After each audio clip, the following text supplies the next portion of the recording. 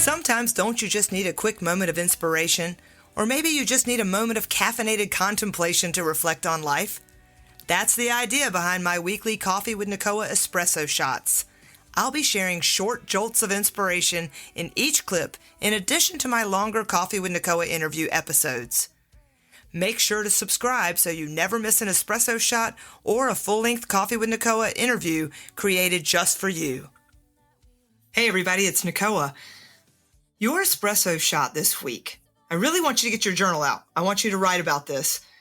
This week, I want you to think about how you expect to experience your world.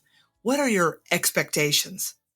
Now, we've talked a lot in the past about anticipation in order to attract your deepest heart's desires. I want to talk about expectation. So you might anticipate something happening, but when you expect something happening, it's more powerful. It's more of like a command to the universe that this is what I expect.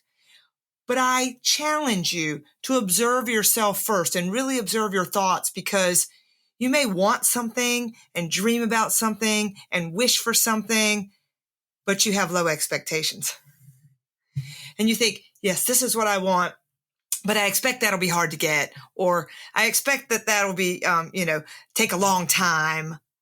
Right? So there's power in this expectation process, however.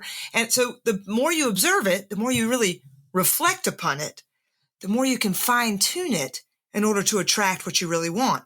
So, I'm a big follower of Abraham Hicks, and she was talking about expectation recently. And she was like, expectation is the juncture between where you are and where you want to be, right? So where I am, everything I'm observing, everything I'm vibrating at now is what I've attracted from my past. So this is where I am. And then where do I want to be? So I might have set goals. I might have dreams. And that's really the difference between here and there, is that juncture, the expectation. What's here? What do I want? And where do I want to be? It's kind of this, my habit of thought is where I am now, is how she puts it. It's this set point. It's where do I begin from? And you have what another coach friend of mine says is that you have choice points along the way. And depending on which choice point you make based on a certain vibration, that'll determine how easy it is for you to get where you're trying to get. So if you're making a choice point based on flow and ease and positivity and optimism and expectation that your outcomes will be what you wish for, then that choice point is more likely to keep you in the straightest line possible between here and there. If your choice point or your decision making is based on fear, uncertainty, and doubt, and yes, buts, I want that, but it'll take too long, or it'll be hard, or I expect to suffer, right? I expect that will be difficult. Then you are kind of going more of a zigzag towards your ultimate outcome. So everything is somewhat fated. Everything is somewhat destined, but how you get there will depend on your vibration and depend on your expectations. So the word expectation implies more of what you do want, but it is a more positive one than a fear-based one. So it's okay to expect. The challenge is, are you expecting positively or are you expecting negatively? So I use the word expectation in my own intentional life by design. And I think about, what is it that I want to experience? If I bring it down from the giant funnel of all of my dreams and all of the future that I visualize, and I bring it down kind of into the day, like today. So give you an example. If I am for example, right now, and by the time you hear this, it will have already taken place, but right now I am going to move my mother here to Wilmington from her home in the mountains. So I have about a 5-day window where I'll be up in her property, helping her pack, getting her ready. And I mean, that's a big emotional experience, right? Well, there's one of the expectations, right? I'm already projecting a judgment about the experience. And that's not a bad thing. I'm just noticing that I'm making it already have an energetic vibration, right? So what I can expect and I can intend is, I'm going to be mindful. I expect it to go with ease. I expect it to be flow.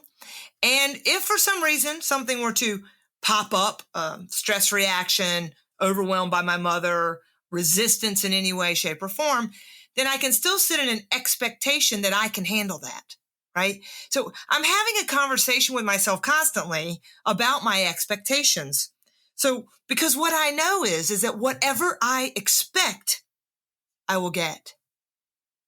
Whatever I expect, I will get.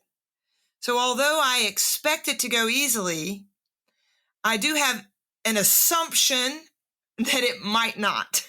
So my expectation is that even if I hit a road bump, I can handle it with ease. I expect myself to be calm, cool, and collected. Now notice, so you may have a habit, and this is the power here. This is, if once you're aware of it, if it is your habit, then you can change it. You have the power to change a habit.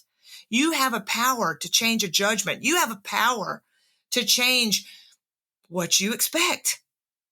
So step back, look at your future, even if it's in the next hour of your day, and notice, what am I expecting? What am I expecting in this meeting? What am I expecting when the kids come home for the summer? What am I expecting when my mother actually does have to live with us for about 3 weeks before she moves into her independent living? And how can I get out ahead of that and expect it to go well? What would I have to let go of? And what would the new thoughts have to be? It's a practice, my friends. It's a journey. And someone asked me the other day, they said, aren't you a little worried? Aren't you expecting this to be overwhelming for you? Aren't you expecting it to be stressful to have your mom there? And I said, you know what? I'm not expecting that. I'm actually expecting it to be quite delightful. And although it's going to be some heavy lifting, I expect it to be beautiful. And as I think it's Ram Dass's quote said, something about, I'm going to get it wrong, something about, it's not a burden. It's just part of the dance. And I reminded my brother that the other day. I said, don't worry about me. I'm going to take care of me, and I'm going to choose to perceive and expect these next years with my mother and her being here with me to just be part of the dance. Not a burden, but part of the dance of life and part of the privilege of being in a family. What are your expectations this week? Promise me you'll go journal about it, even if you just ponder and sit still and observe your own thoughts about your future. Life by design. I love mine. You can love yours too. Thanks for listening, guys. Make sure to subscribe so you never miss an espresso shot or a full-length Coffee with Nicoa interview created just for you.